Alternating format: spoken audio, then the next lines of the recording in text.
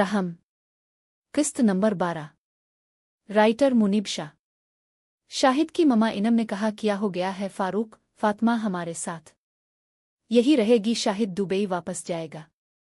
हाँ, मास का ध्यान हटाने के लिए ये दोनों कहीं घूमने चली जाए। इतने मैं फारूक के पास मास का वॉइस मैसेज आता है। फारूक ने कहा मास का मैसेज आया है, सब सुन लिए। मास कहता अंकल मूसा फौत हो चुका है, 2-3 दिन में मसरूफ हूं, अब फातिमा का निकाह किसी से मत करना। अगर अपने फातिमा का निकाह किसी के साथ किया तो मैं इस लड़के को नहीं छोड़ूंगा। जिया ने कहा चिल्लो पुलिस स्टेशन, कोई हमें धमकी दे रहा है और हम चुप करके बैठे हुए हैं। फारूक ने कहा नहीं, पुलिस मास के साथ है।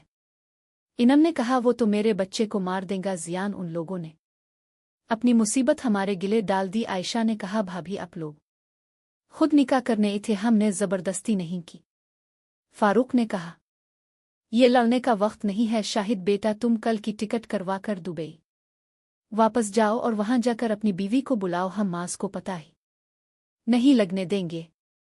जिया ने कहा शाहिद बेटा, फारूक ठीक कहीं रहा है, बस मास को पता ना चले। मरियम दिल में कहती मास को तो पता चलेगा, शाहिद की टिकट हो जाती है। शाहिद फातिमा के पास आता है और कहता फातिमा तुमने जरा फिक्र नहीं करनी, मैं वहां जाते साथ ही तुम्हें बिला लूंगा। फातिमा ने कहा मुझे आप पर भरोसा है।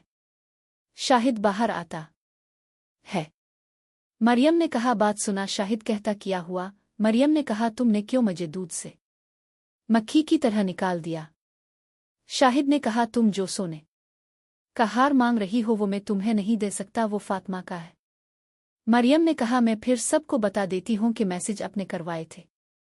शाहिद कहता बता दो, जिस मर्जी को बताना है। अगले दिन शाहिद अपना बैग लेकर दुबई के लिए घर से निकलता है तो जैसे ही दरवाज़ा खोलता है मास खड़ा होता है।